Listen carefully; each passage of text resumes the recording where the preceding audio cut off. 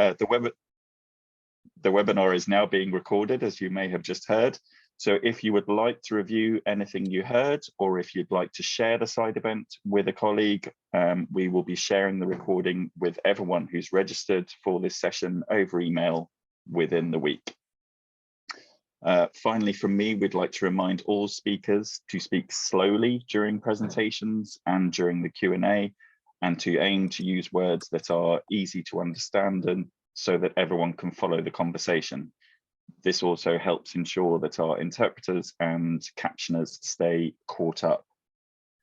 So the topic we're here to discuss today: why is meaningful engagement of underrepresented groups important?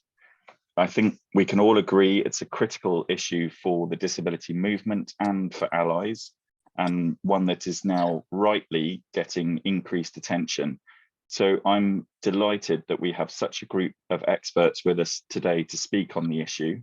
And without further ado, I'd like to hand over to our first speaker for opening remarks, and I will then introduce each panelist before they speak.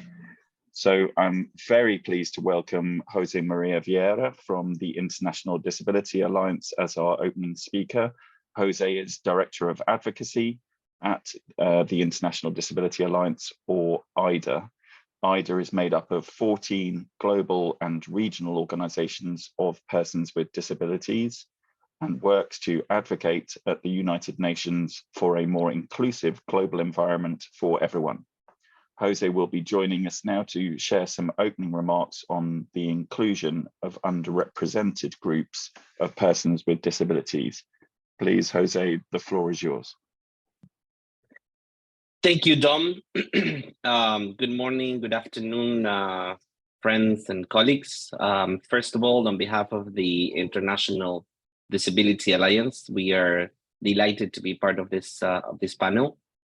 And I would start by maybe acknowledging this side event as a good example of meaningful participation. And what do I mean by this? Well, I think we have enough examples and enough experiences where we have seen that still meaningful participation remains more a desire than a good practice. And when I look around this virtual room, and from the organizers of this side event to the panelists that are joining us today, we clearly see that we are in good track. We are putting on the table what really means participation, and in particular for underrepresented groups. The first reflection that I would like to share is that even when we are sometimes simply forgetting about COVID and the impact of it on persons with disabilities, even when we wake up every day and we see that humanitarian crisis, conflicts, wars and climate action consequences are hitting more and more persons with disabilities, we still to ask ourselves, what else can we do to ensure meaningful participation of persons with disabilities?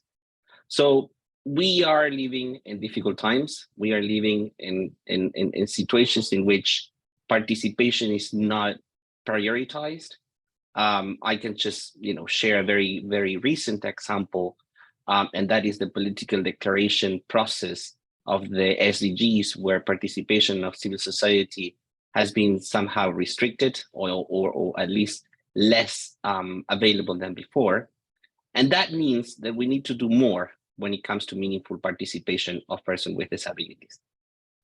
The second thing that I would really like to emphasize here is that sometimes I think we make maybe an intentionally mistake by not realizing how important meaningful participation is as a precondition for inclusion. Clearly, we see, and that goes from the climate action agenda to the humanitarian agenda, that if we are not facilitating meaningful participation, there is no possibility of including persons with disabilities, and including persons with disabilities in the most effective way. So I think we really need to understand that meaningful participation is a precondition, along with accessibility, for inclusion of persons with disabilities. Of course, we know that participation is not easy. Meaningful participation is even more challenging sometimes, but that shouldn't be an argument or an excuse for not putting all our efforts in ensuring that persons with disabilities are at the center through their representative organizations. I would like also to bring some concrete recommendations, because we can always continue providing a diagnosis of what it means and what the consequences are for not meaningful participation. But we always try from the International Disability Alliance to be proactive and bring in proposals or solutions. The first one is we really need to ensure that for underrepresented groups, we try to secure safe and participatory spaces, especially for those groups that are yet under formation and are yet under understanding how they would like to be represented. We really need to ensure, and our experience tells us that the more we can invest in reaching out the farthest behind, ensuring that they feel safe, ensuring that they can participate in the way they want to, it's always more effective and more positive than trying to push for some certain standards that we understand from our perspective is what we need when it comes to participation. The second recommendation is we cannot do this alone. And I think another big idea that I would like to leave with in this room is partnership. We understand that from the International Disability Alliance, OPDs cannot do this alone. And when we say that we cannot do this alone, we are basically looking at our partners. And we all know that our closest partners are IDDC members. We rely a lot on IDDC and IDDC members to ensure that that meaningful participation is done through partnership, where we as OPDs bring the perspective of persons with disabilities, and IDDC and IDDC members can bring your experience and your knowledge and your accumulative work around different agendas. The last recommendation that I want to share here is that we really need to understand that when we talk about meaningful participation, and in particular underrepresented groups, we are also by default including the intersectionality approach or intersectionality perspective. When we are trying to push for more participation of underrepresented groups, we must consider issues like gender, indigenous, age, etc., etc. And if we can combine providing the preconditions for inclusion, plus participation and partnership, plus intersectionality when it comes to meaningful participation, I can say that we are going to be much closer to ensure that all persons with disabilities, but in particular underrepresented groups, can be part of the discussions that we all need to be part in order to advance the implementation of the convention and of the right of persons with disabilities and the SDGs. The journey is long.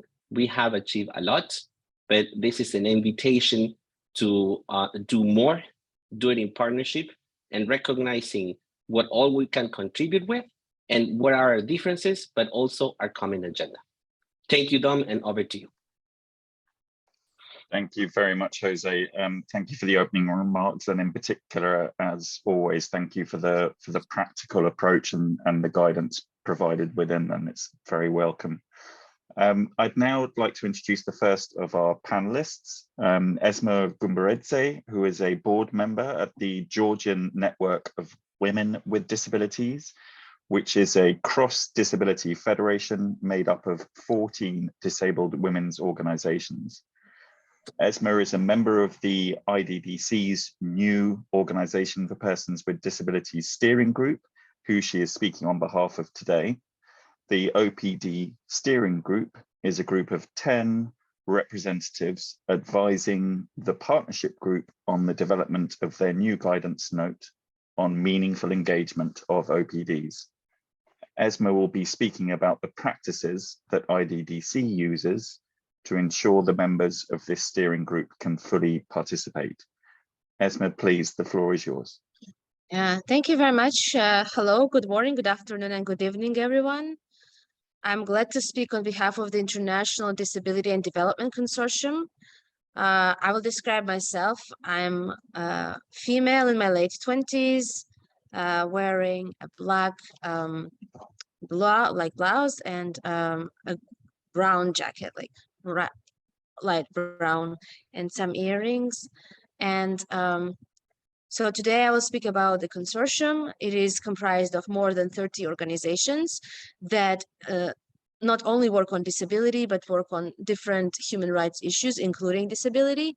Some of them are organizations of persons with disabilities, some of them work on disability issues, and some work on broader concerns such as International Fund for Electoral Systems, for example.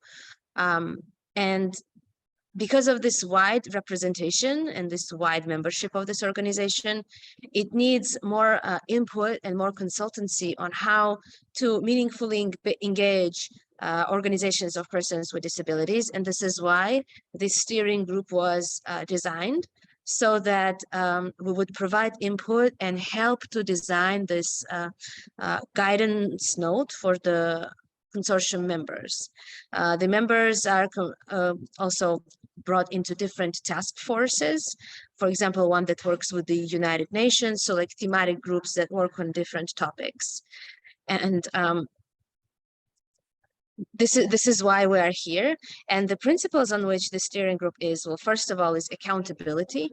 So the IDDC made a commitment that they will not publish this guidance note before we as disabled people don't approve it fully, and they will not publish it until all of our recommendations are duly put in. Another important thing is representation, that IDDC really tried to include as many underrepresented groups as possible, such as women with disabilities, persons with intellectual disabilities, with deaf blindness, and nonverbal persons, as well as youth with disabilities. And I want to say here that youth with disabilities have the right to engage just because we are human beings, and that alone justifies the reason why we should be at the table. We have meetings every few weeks, I would say, and these meetings, first of all, are very much stick to the agenda that is in materials that is being sent 2 weeks in advance so that everybody has time to review it. We never go over time so that everybody is on the schedule. We use plain language, so the language that is simple and easy to understand for everyone. We try to speak slowly so that the interpreters are able to do their job and do also our visual descriptions. They provide documents in different accessible formats. For example, for blind persons, it's important to have it non-scanned and with image descriptions if there are any images or any data that is graphic that is being verbalized. We try to, also the supporting persons, personal assistants are being paid for assisting persons with disabilities on these calls. And we have also some language interpretation, first of all, sign language interpretation, captioning, and also we have speakers of Spanish and Arabic. Therefore, we also have translators for them that they could also meaningfully participate. Another important thing is we follow up with they send up the notes after we are done with our discussions so that people who have missed the meeting are able to know what's going on. And also participants with disabilities are being paid for our work, which again also is very rare because there are a lot of patronizing attitudes that say that we are doing this for ourselves, therefore we should volunteer our time. And this is being addressed and taken care of at IDDC at this point. I think I should stop here. I thank you for your attention, and I'm looking forward to any questions. And of course, yeah, I will also briefly explain what meaningful participation is according to our attendees of the meetings, because we have discussed this already. And few things are that, of course, the language barrier should be overcome. There has to be accountability, so our propositions have to be taken seriously, or if they are not being implemented, we should know the reasoning behind it and rationale why. Then the schedules should be adjusted, and we actually are also notified the time of the meeting in our time zones, which is very important, I would say, as I change time zones sometimes and have to travel around. Then that we are not only that the organizers are being flexible and not ask flexibility only from our side, that nobody is being overpowered or interrupted, and that our opinions are taken into consideration. Thank you very much. Thank you very much, Esma, and thank you again for focusing on both the process that's been gone through with the IDDC, but also on some practical steps that everyone can take into account in their future efforts to be more inclusive. Very much appreciated. Thank you.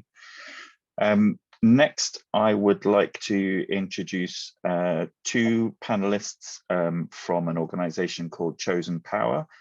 Chow Tak Hung, or Simon, and Chan Sun Kit are both directors of Chosen Power, which is also known as People First Hong Kong, and is a self-advocacy organization representing people with intellectual disabilities. They were the first organization run by people with intellectual disabilities in Asia. Chosen Power is a member of Inclusion International, and as an expert on inclusive organizations, they were involved with creating the Listen, Include, Respect guidelines. Chow Tak Hung and Chan Sun Kit will be speaking about how organizations can include people with intellectual disabilities. Please, Chow and Chan, the floor is yours.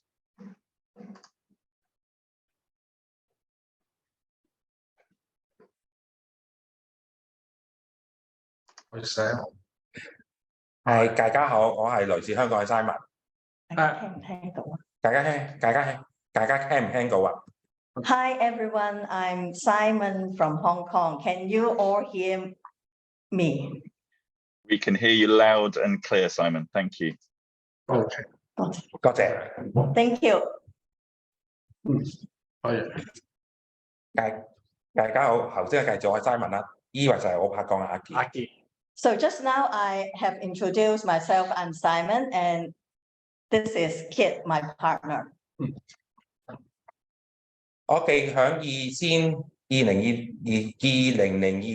聯合國際同埋國際行事綜合症協會合作，致力就進人質全球指引嘅初稿，有100個國家，超過1800周稿，超過1500份問卷，而我 Simon 咧係做咗亞太區其中一位顧問。So in 2020, Inclusion International and International Down Syndrome Association had organized a project about Listen, Include, Respect, Easy Read guidelines production. It has a questionnaire and guidelines. Me, Simon, as one of the member consultant. 而呢一個就係國際合作項目，包括意見收集。有問卷啦，同埋集體同埋視像工作坊。而指引內容方面有國際智商嘅代表有好濃。This is an international collaboration project.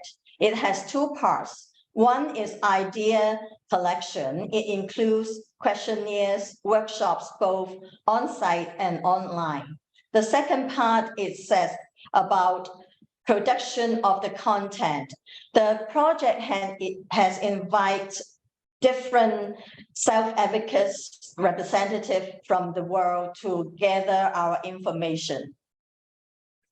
指引製作過程就係優質嘅示範，而會模式方面有議局議程啊，開會指引方面有俾智商就係助理啦，而每次開會都有熱針運動同埋互相認識啦，介四制主持主題介紹啦，跟住就有討論倡導寫討論試卷啦，同埋總結下回準備嘅。This project can be regarded as a good practice for how to include persons with disabilities to participate meaningfully. Our meeting format includes the first one, we have easy read agenda. And then during the meeting, we have reminders of how self-advocates and the supporters to participate in the meeting. And the third one would be some warming up exercise for the participants to get to know one another.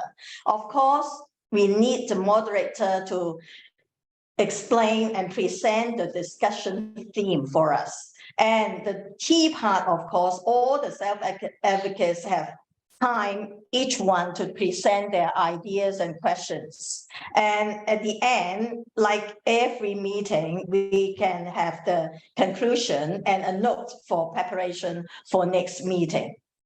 智商者就你都有受薪㗎，而時間方面咧，每一次開會時間都係1個半鐘頭而核質嘅，但係咧喺文件時間方面係唔足夠嘅。We are being fully respected as all the self-advocates and the supporters are being paid for the sessions. And secondly, for the time of the meetings, we always schedule it in 1.5 hours. That is very appropriate, not overwork us. And the third one, of course, it needs some improvement because in between the meetings, we do not have sufficient time to read all the heaps of documents. 而喺國際合作方面，亦計有不同國家嘅朋友建立友誼啦，繼而切將隻眼界開闊眼界啦，介真係多謝真歡熱情，我哋可以網上合作。How come this international collaboration be effect? A vote of thanks to the COVID. Because of COVID, therefore, we need to be online to discuss and share our ideas. What is the benefit of this international cooperation? It is that friends all over the world can meet online and make acquaintances. And of course, every one of us can widen our perspective and get to know what happens in different parts of the world. 智力受傷人士我哋每一次開會咧，嗰個係得我一個人，但係咧每一次開完會咧，都有一班共容易個團隊一齊傾嘅，而團隊包括有家長為智障者。Me as a persons with intellectual disabilities, of course, for attending the project meeting, it is only me attend the meeting.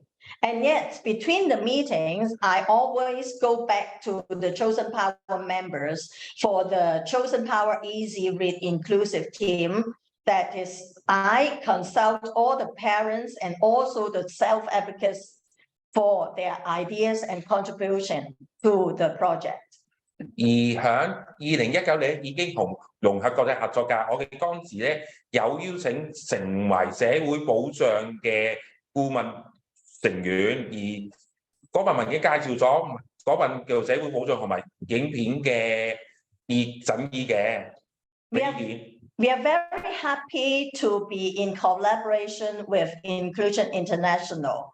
Say, for example, in 2019, the Social Security information for persons with the disabilities is easy read documents and also the videos. We are also being invited to be part of the international audit consultant to talk about how the social protection information can distribute to us.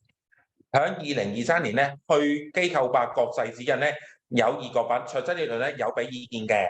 And of course, the most recent ones, the 2023, moving people out of institution guidelines, we also contribute our ideas for their production of the easy read materials. 卓真理論係乜嘢？交俾我拍檔講啦。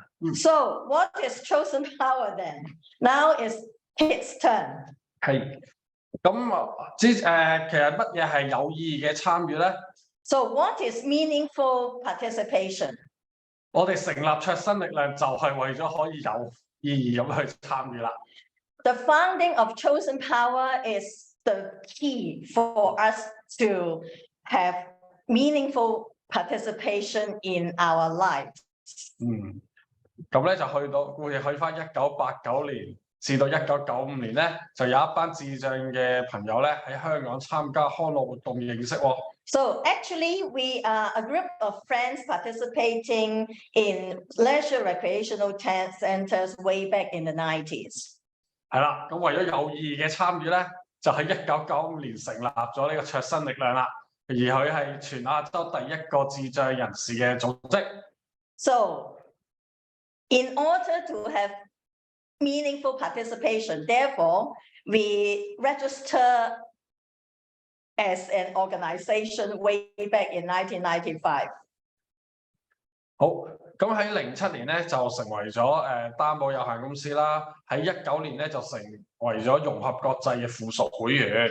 And then in 2007, we even registered in the company limited by guarantee. And of course, for meaningful participation, we also become a member of the Inclusion International recently in 2019. 就喺2012年係咪至到2015年期間咧，我記咧去過5次聯合國推共公約游說嘅，包括殘疾人權利公約啦、兒童公約啦、婦女公約同埋更後勞公約，總共5次嘅。So for meaningful participation and other way of doing it is that between 2012 and 2015, we also participate in the human rights treaties lobbying that includes the Convention for the Rights of Disabilities and Convention for the Children, Convention for the Women, and the Convention for the Torture. All these 5 treaties, we have meaningful participation. 每一次嘅聯合國嘅民間公約民間報告咧，亦都有簡易文版嘅。So for every these lobbying, we provide easy read information and documents for United Nations. 而我咧，亦都除咗幫卓真做簡易文版之後咧，亦都會有幫香港嘅國康機構啦，同埋海外嘅機構製作簡易圖文嘅插畫嘅。I Simon myself also prepare easy read illustration for NGOs and also NGOs from overseas. 當然每次全部都有錢收啦。This is all my personal projects, and therefore I got paid from this easy read illustrations. 而1999年已經開始咧，我嘅卓真力量已經製作咗簡易圖文嘅公告同埋文件嘅，而經過多年經驗之後咧，亦都設計咗簡易圖文製作指引同埋搞工作坊俾大家嘅。And our participation in easy read movement actually can be counted way back in 1992. And over the 20 years of experience, we also design easy read guidelines and workshop materials, and we conduct easy read workshops to our friends and also for the staff. 而我嘅咧曾經亦都加入政府嘅諮詢組織，我曾經加入咗智障人士健康資訊製作教材庫嘅成員。And therefore, we got the chance to participate in the government's easy read production education materials for aging persons with disabilities. We are one of the members in the production. 而投票方面咧，亦都設計咗簡易圖文問卷去評估投票人是否公格嘅。We also take the initiation to create accessibility check questionnaires in easy read format to help our self-advocates to check on the polling stations' accessibility. 而我哋響疫情期間嗰3年咧，我已經設計咗兩本嘅抗疫手冊俾全球做參考先用嘅。So during the COVID period, in 3 years of time, we also produced 2 editions of COVID-19 prevention booklet, and it also distributed online. 而喺2022年咧，為香港城市教學法律學院公共衛生危機研究報告4讀解釋同埋公投審稿喺線上進行嘅。And last year, we have the chance also to collaborate with City University for their public health emergency research project. The survey report, we have the chance to take part in the production of the survey project easy read version and also do the audit. 而喺藝術學習方面咧，亦都製作咗解釋筆記俾我哋嘅朋友嘅。Not only for the policy issues, we participate in the easy read movement. We also, for our art learning, we also try to produce easy read notes for our art learning. 好。咁喺15年咧，我哋就同香港大學嘅法律系合作咧，用簡易同文資訊製作街坊法律嘅公約教材套。And of course, in order to have full protection of our lives in the city, in 2015, we also collaborate with Hong Kong University Law Faculty to put all the street law projects to have all the easy read training materials in different aspects of rights issues. 咁乜嘢係好嘅模式咧？ So what is good practice then? 咁其實就係要有實踐啦、學習啦、修正啦，啱用嘅就係好啦。We think that no one size fits all. Just keep on practicing, keep on learning from one another, and then have the courage and the creativity to revise what works for you will be the best. 好，個分享就到呢度完啦，多謝。That's all for our sharing. Thank you. Thank you. Thank you so much. And thank you to Simon and Kit for sharing some really good examples of ways in which we can all be more inclusive of people with intellectual disabilities, in particular with the experience from Chosen Power. And also thank you very much. This is the first COSP where I've heard the word friendship used quite as much in a presentation, and I think we could do with more of that. So thank you for bringing that in particular. Next, I'd like to move to Rose Umitezi. Rose is a representative of the Pan-African Network of People with Psychosocial Disabilities and also leads the National Organization of Users and Survivors of Psychiatry in Rwanda.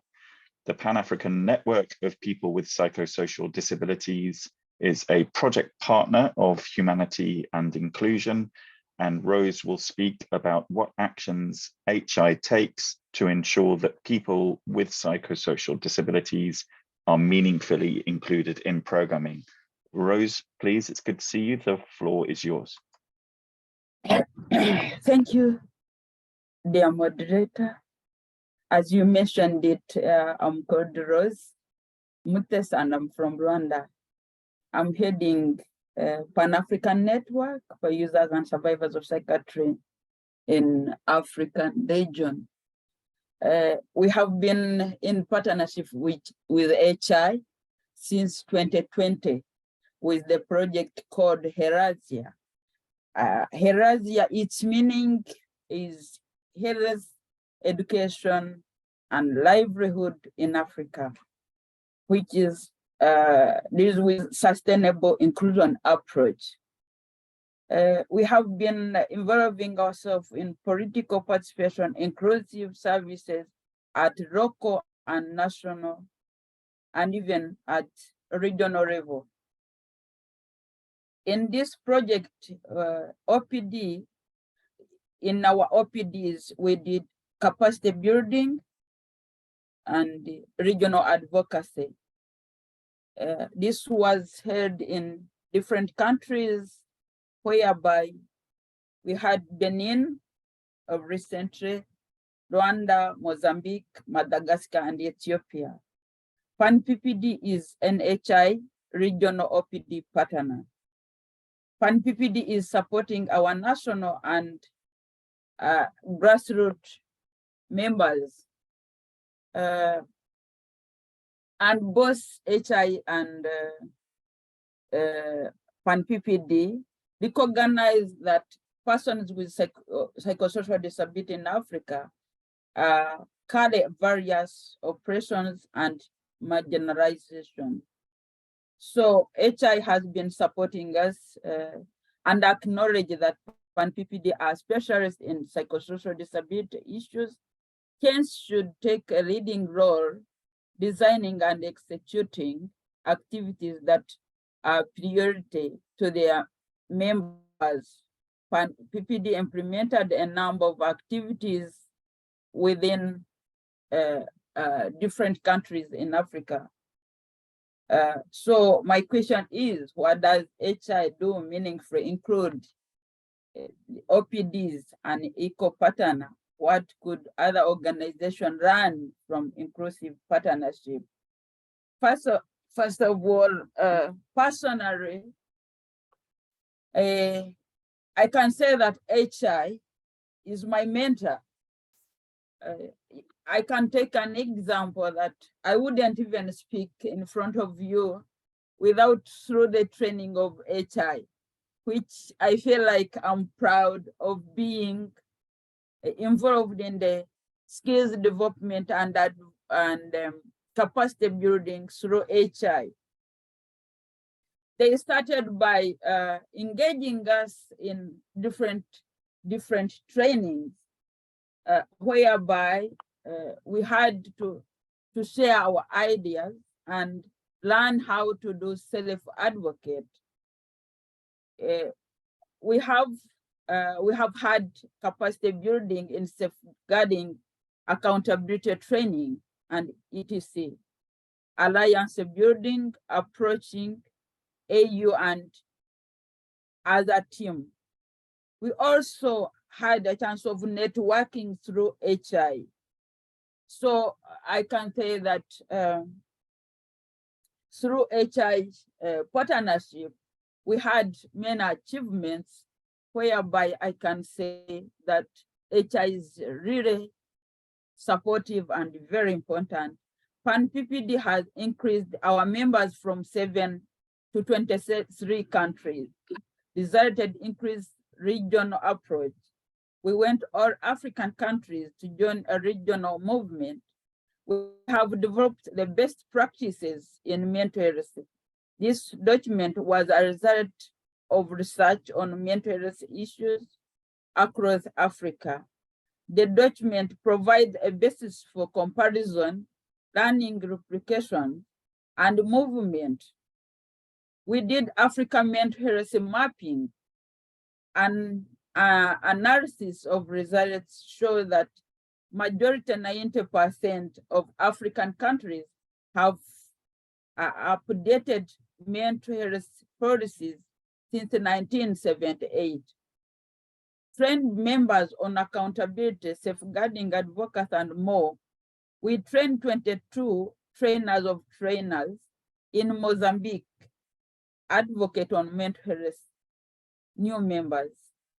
We made submission to the UN CRPD committee on the initialization of people with mental disability. More than 10 governments have been engaged with PAN-PPD. Also to highlight on what the HI has been doing to us as PAN-PPD. First and foremost, it is more of cooperate between partners based on trustee and respect. There were consultations and co-designing or co-production. HI played the role of a mentor as we worked together. By here I mean it was a bottom approach,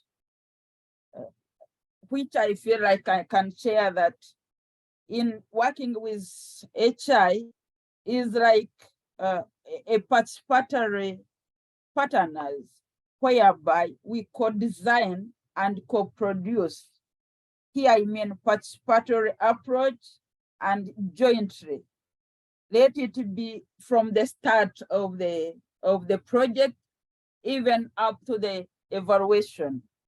It is a designing solution whereby all of the sides, we as partners at PAN-PPD and the HI side, we sit and design everything together, right from the start of the project up to the evaluation project. We had different trainings whereby we feel like we as a category who is undermined and who had stigma, I mean, persons with psychosocial disability, we feel like this was a great partner to partner with us at PAN-PPD, whereby we are now well equipped to do what we are supposed to do and to do our self-advocacy, to raise our voice through the trainings, through capacity building with HI. Even now, when I'm talking in New York, Monday was my presentation, presenting on how to include underrepresented groups. It was the support of HI, which I think was more supportive to persons with psychosocial disability as underrepresented groups. And I can say that they are more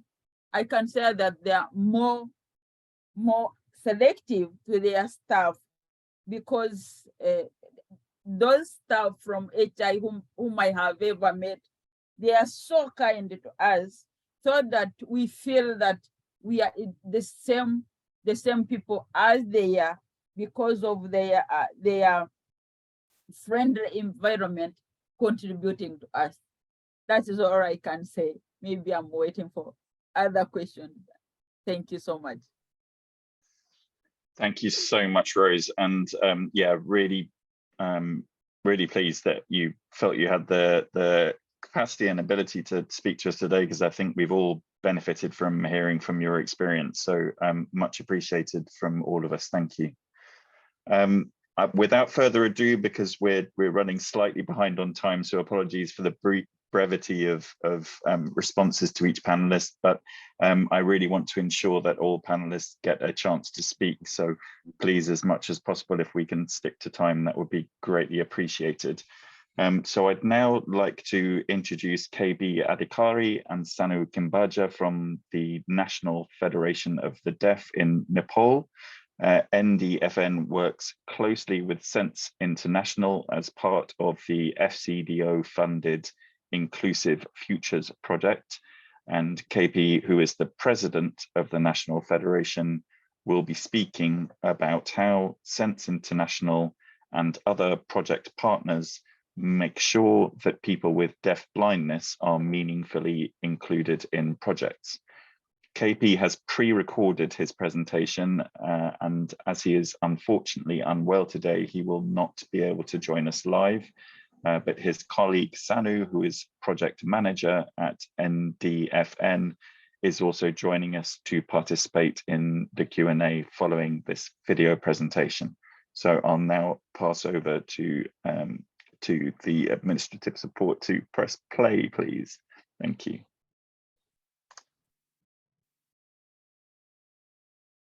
Dear distinguished guests, panelists, and all the participants attending this webinar, Namaste from Nepal. I represent the National Federation of Deaf Nepal, which is an umbrella organization of deaf people in Nepal. NDFN is established to work on social inclusion, development disseminate Nepali Sign Language, and improve access to interpreting services in country. While working in deaf sector, we realized that the number of deaf people gradually losing their vision and becoming deafblind is quite high. So we started to work with this group in 2014. During the starting phase, we had lots of confusion about deafblindness, its definition and its type. We managed to work with the Parents Association of People with Deafblindness and Deafblind People Organization to bring clarity. We started working with Sense International in 2017, and we are linked with the DID Inclusive Future program from 2018 onwards to work on people with deafblindness and complex disabilities. We are majorly focusing on education and health program for people with deafblindness, and in addition, we work on advocacy, enhancing the capacity building of deafblind people and their network. Some positive changes has been observed due to our collaborative effort in the country. The training on rights and CRPD enhance the awareness level of people with deafblindness on their rights. One of the good news is the latest census has incorporated the data of people with deafblindness in country.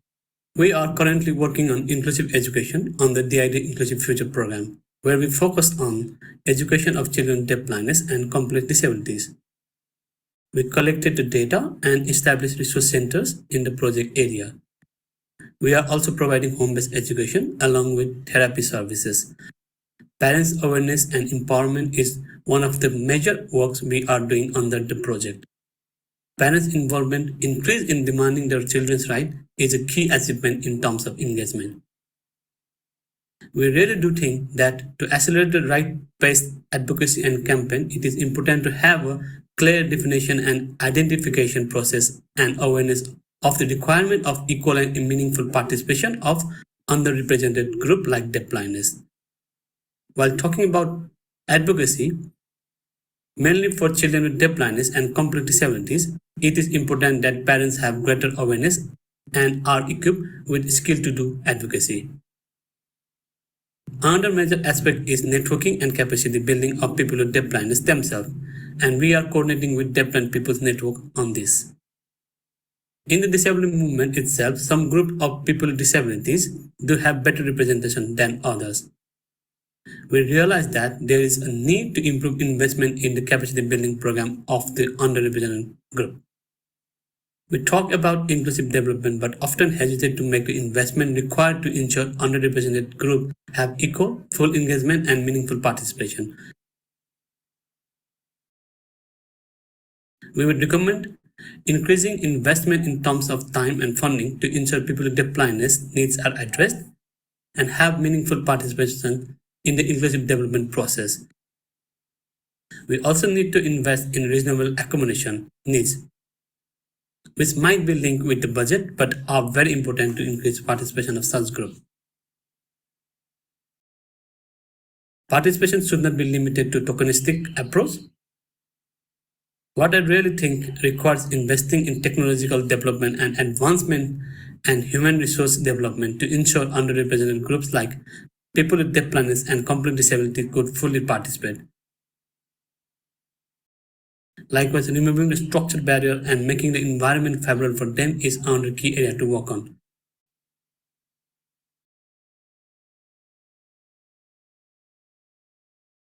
I would like to thank the organizer of COSP16 Side Event for providing me with this opportunity. Thank you.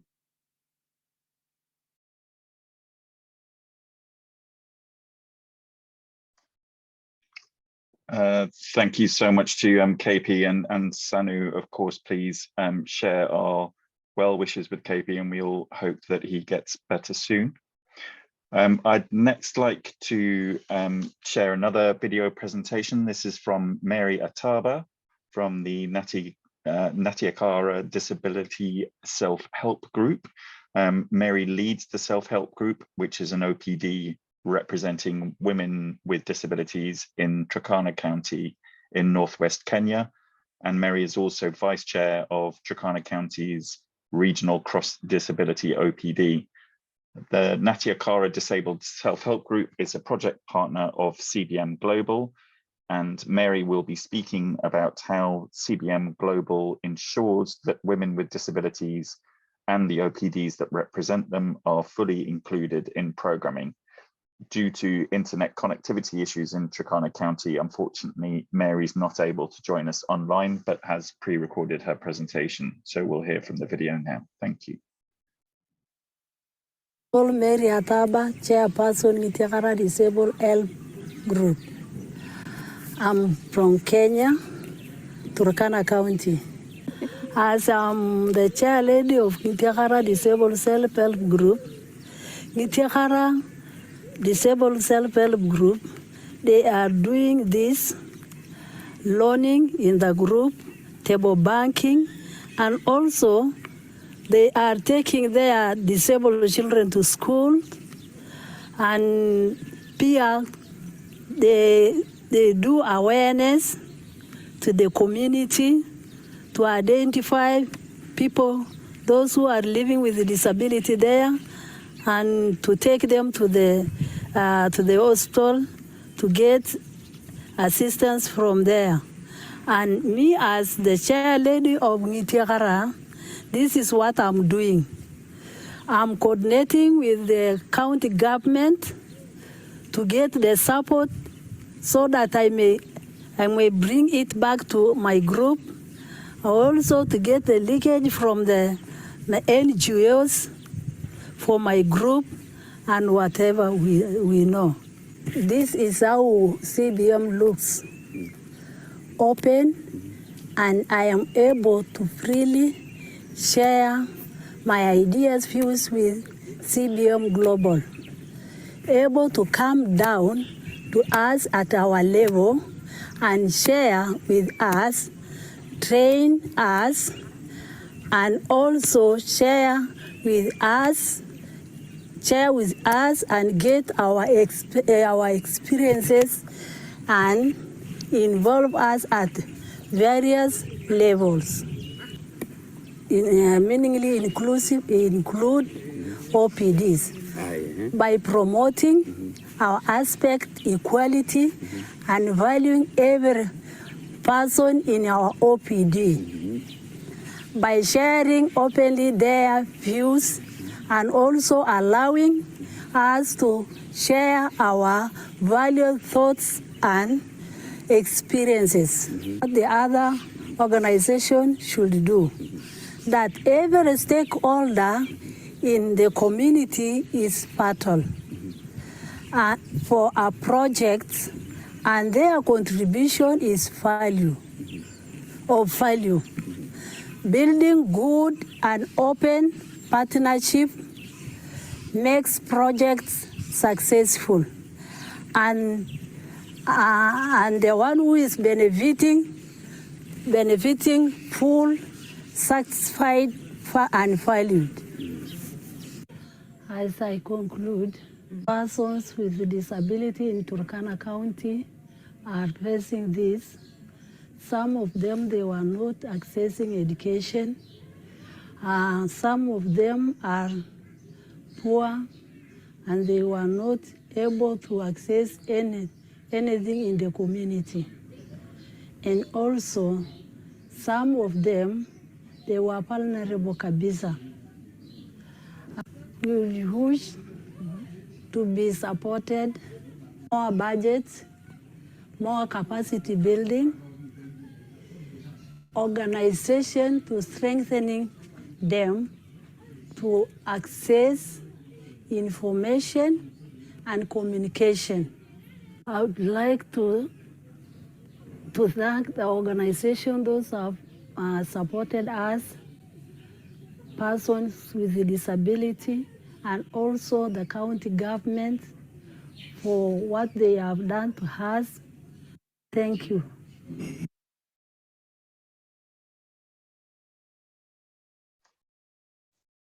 Thank you very much to Mary for that video presentation. Again, sorry that you weren't able to join us due to the internet connectivity, which I've experienced myself in Turkana, so perhaps unsurprising, but great to hear your experiences shared by video. Lastly, but not leastly, our final panelist is Daniel Rubin, who is the Secretary General of Smile with Disability Generation, which is an OPD representing Indigenous youth with disabilities in Tanzania. SMILE is a partner of ADD International, and Daniel will be speaking about how ADD ensures that youth with disabilities are meaningfully included in projects and partnerships. Daniel, I'm delighted you were able to join us in person, and please, the floor is yours.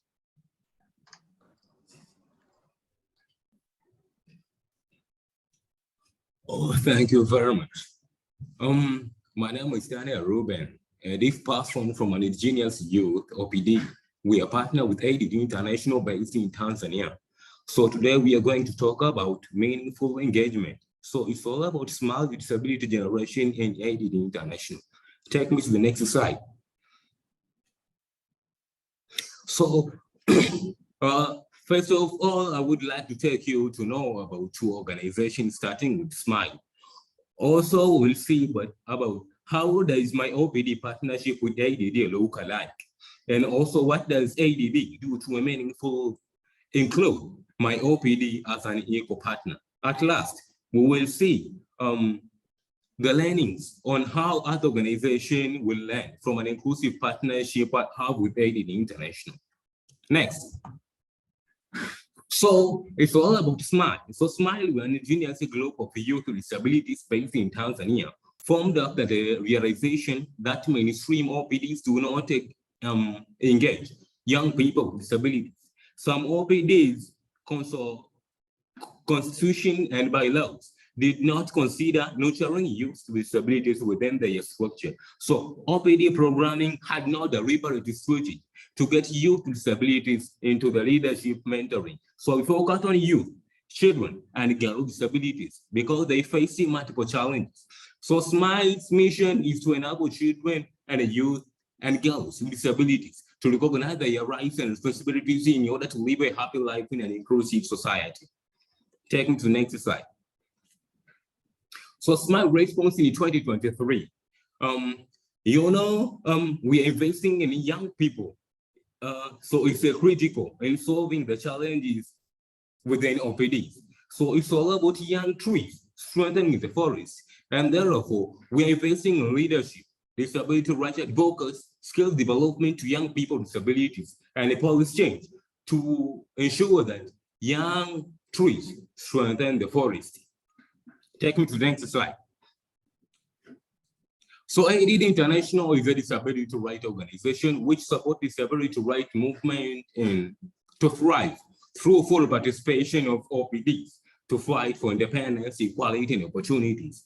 So ADD new strategic direction composed of 3 components.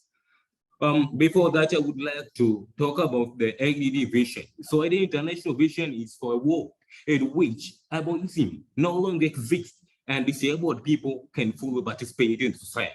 Its mission to strengthen disability rights activities and organizations through resourcing and leadership skills.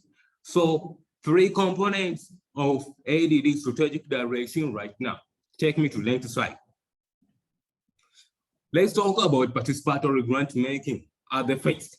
So in participatory grant making, ADD is becoming a participatory grant maker. And this is mean that people with disabilities from the global south will have more say on how the money ADD rates is used and have the power to decide which organization, project, or idea should receive funding. Number 2, young leaders. So ADD is supporting young leaders and women with disabilities.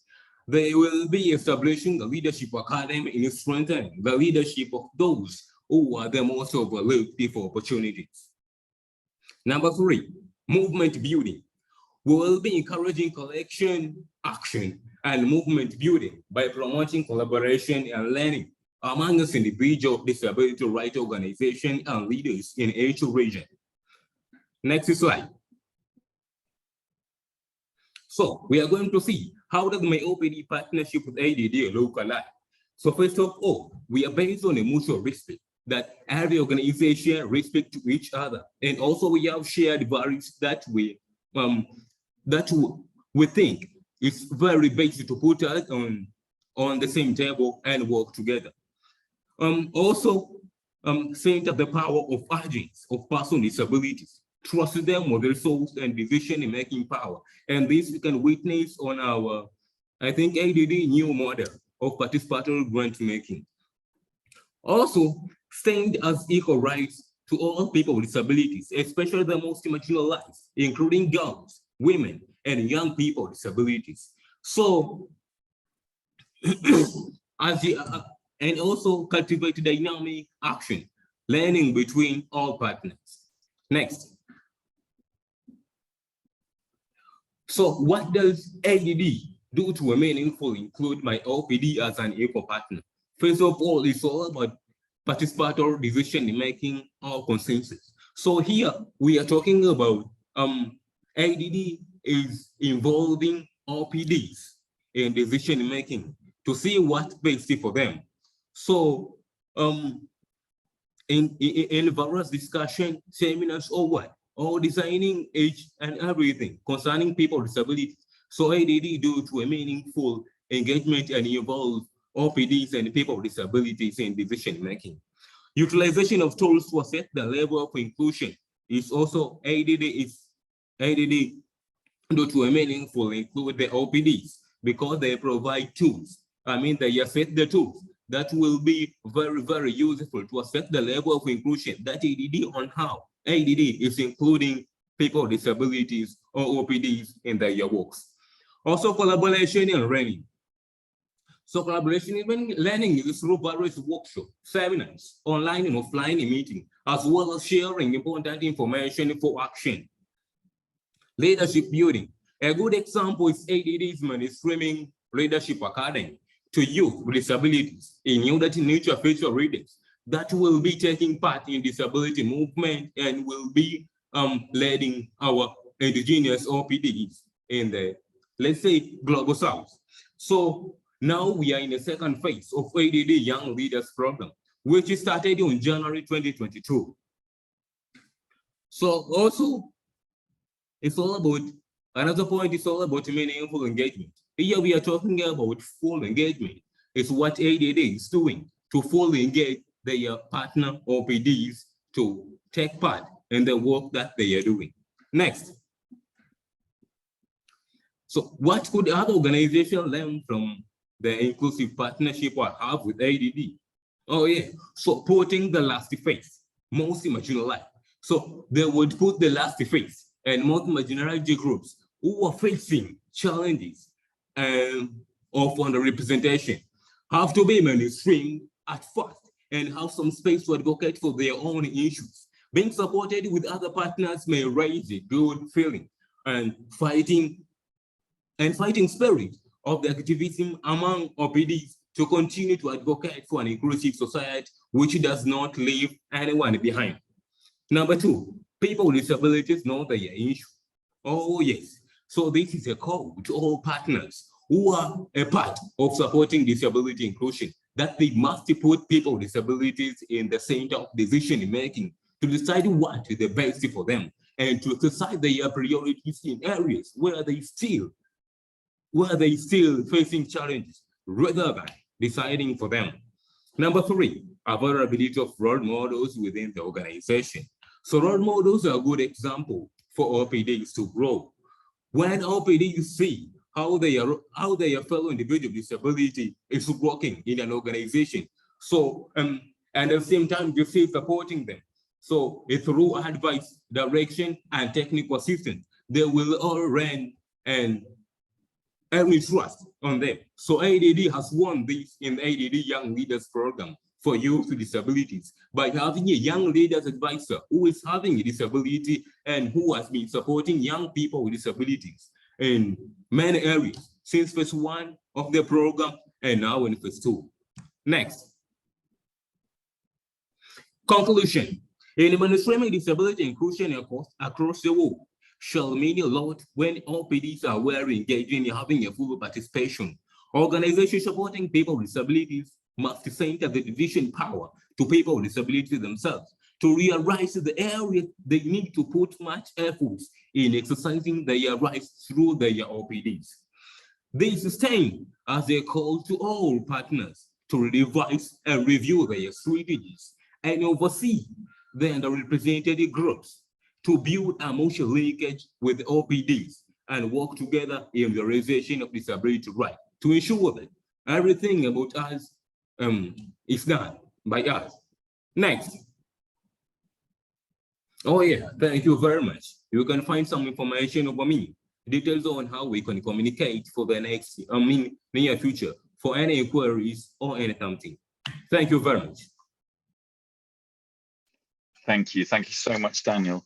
And that brings us to the end of our panelists' interventions. I don't know why I keep being asked to moderate COSP side events, because I fail in my duty as moderator every time to ensure that we have time for all of the questions and answers that are raised. So my apologies for that, but we do have time to take one question from the Q&A box. So what I'd like to ask is for any of the panelists who would like to answer this question, if you could share with us just one key skill or capacity which you feel decisively helped you both to participate more meaningfully and also to support the participation of others.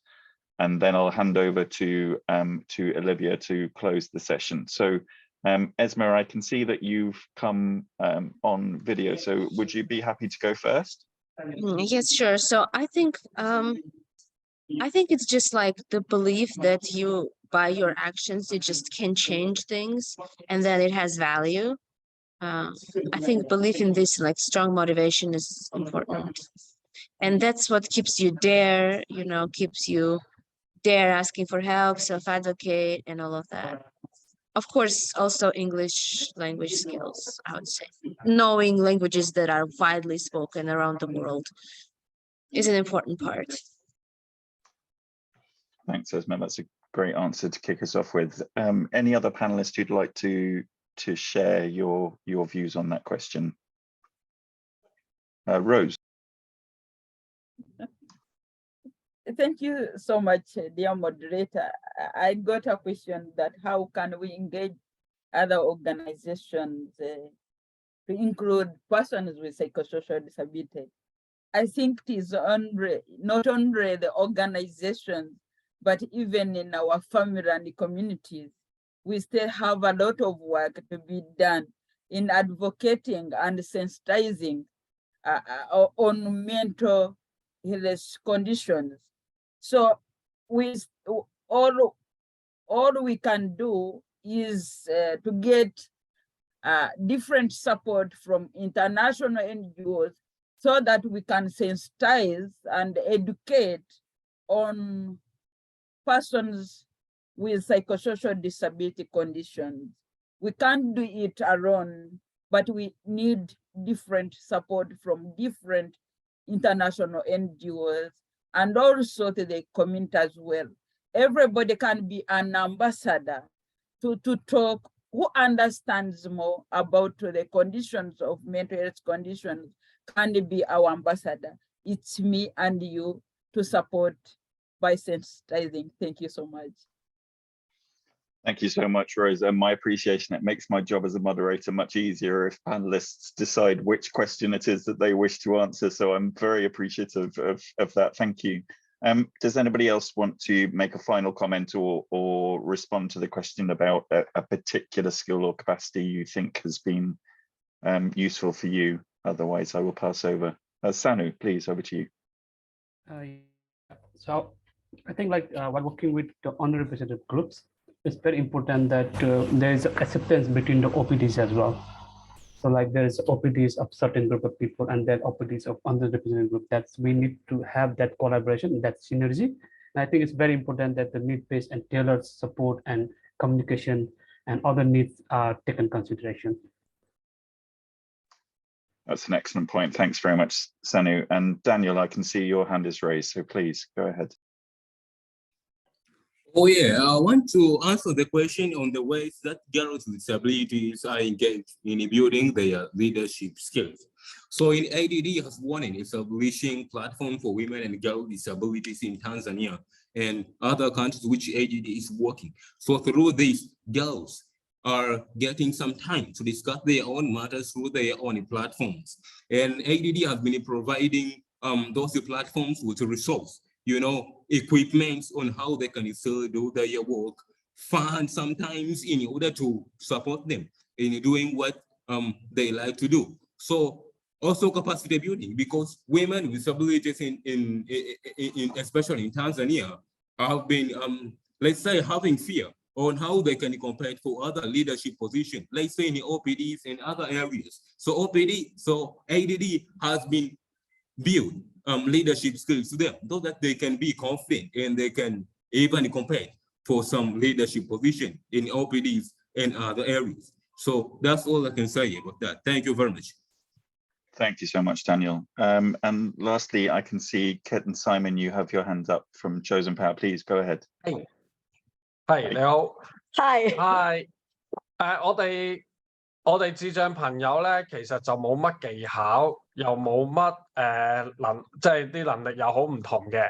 So for we persons with intellectual disabilities, it's very difficult for us, or it takes time for us to acquire skills, and our capability or capacity is very different from one another.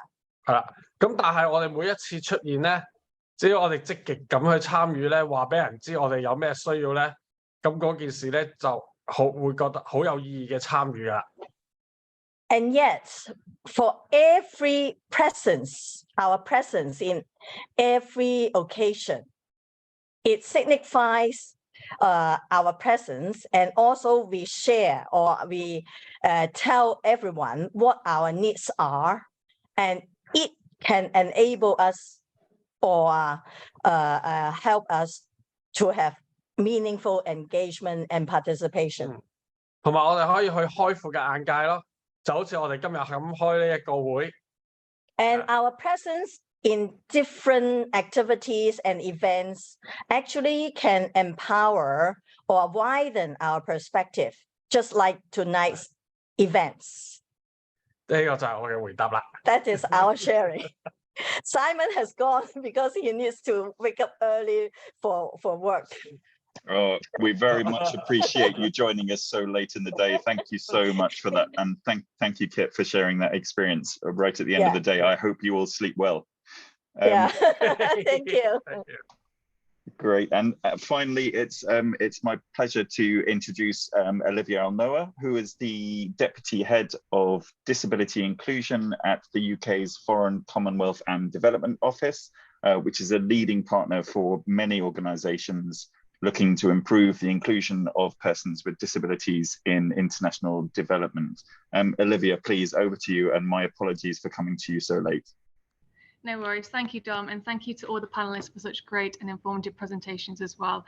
I know we're short on time, so thank you for those that are sticking with us. I just wanted to use my closing remarks to really highlight some of the positive work that we've been doing at the FCDO with our IDDC partners and others to make sure that we're really reaching all of those with disabilities, particularly those from underrepresented groups.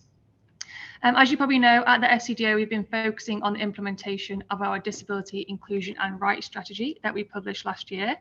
As part of this, the FCDO has really emphasised our continued commitment to the Leave No One Behind agenda to really prioritise the furthest behind and most excluded. We committed to continue to prioritise the inclusion and rights of marginalised and underrepresented groups in all of our work on disability inclusion. This includes people with intellectual disabilities and their families who have been historically excluded from the vast majority of mainstream and disability-specific interventions.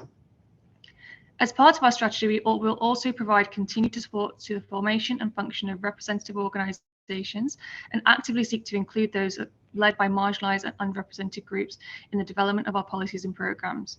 We have also committed to work to involve the full and diverse range of people with disabilities and to go beyond disability-specific consultative bodies and mechanisms to include those who historically have been underrepresented in the disability movement. These strategy commitments are also being reflected in our programmes programming.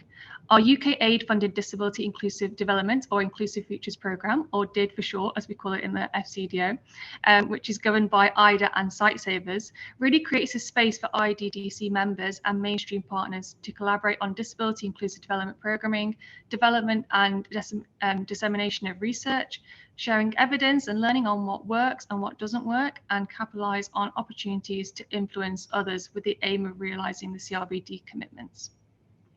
From its start in July 2018, the DID programme committed to ensuring OPDs are meaningfully engaged in its projects and throughout the project cycle. In every DID project, international, national and local OPDs play an important role in project design, governance, implementation, monitoring, evaluation and learning and dissemination. Meaningful engagement is key. For example, as part of the programme, OPDs and DID consortium partners have co-decided priorities and co-created projects. There has been meaningful representation of OPDs in project governance. OPD participation has been sufficiently resourced with two-way capacity building, and we have supported OPDs in advocacy with national and local government. For example, in Nepal, our project on enhancing inclusive sexual and reproductive health rights and livelihood opportunities for young people with disabilities addressed various barriers and challenges experienced by youth with disabilities. OPDs worked alongside project staff to conduct a participatory study on the gaps in capacity and knowledge about SRH among young people with disabilities. OPDs were actively involved in the project's assessment, design, implementation and monitoring, and maintained a critical link between the project, local authority services, and young people with disabilities, including women and girls with disabilities as well. Another example from Nepal is our Strengthening Inclusive Education Systems and Support for Early Childhood Development project. This has promoted access and quality basic education for children with disabilities, for both children with disabilities in and out of school. The project team has consulted with OPDs from the local municipality to draft new framework for inclusive education, which aims to provide guidance for teachers, school administrators, local government authorities, and families on how to enhance the learning experience of children with disabilities. More broadly, the DID programme has also focused on the meaningful engagement of with groups of persons with disabilities who remain underrepresented in the disability rights movement. This includes girls and women with disabilities, persons with psychosocial disabilities, intellectual disabilities, deaf blind persons, autistic persons, as well as Indigenous persons with disabilities or refugees. Most DID projects include pathways to include underrepresented groups in the theory of change and intervention strategies. For example, as we heard earlier, the DID strategic partnership with the National Deaf Federation of Nepal cuts across several projects in Nepal on sexual and reproductive health and inclusive education. This strategic partnership really demonstrates the programme's commitment to resourcing OPD participation. So as you can see, we've had some really positive examples, and at the FCO, we really want to make sure that we utilise our global diplomatic footprint to do more on this. Our disability inclusion team at the FCDO have recently published an internal document on how FCDO staff can better engage organisations of persons with disabilities. This includes from the principles of meaningful engagement in policy and programming development, and also more practical advice on hosting accessible meetings. It also highlights the importance of intersectional perspective and specific steer for underrepresented groups. So thank you very much for inviting me to close the session today. I think whilst there's a lot of good work going on reaching underrepresented groups, there's still a lot more for us to do. And my colleagues and I at the FCDO really look forward to continuing to work closely with our partners and many of those of you in this virtual room today to really ensure that we bring the perspective of those with disabilities into our work and that we reach those with most underrepresented groups as well. So thank you very much for that. And I'll hand back over to you, Dom. Thanks very much, Olivia. So it only remains for me, slightly over time, my apologies, to say thank you again to all of our panelists. Thank you to Jose for opening. Thank you to Olivia for closing for us. I know this is the beginning for many of us of a conversation that will continue for a long time, but not right now. So with that, I will say goodbye to you all. Have a good rest of the day. For those of us joining from further east, I hope you do sleep well, particularly Simon, and obviously we all wish colleagues who weren't able to attend that they get well soon. Thanks very much all of you, and enjoy the rest of COSP16. Bye for now.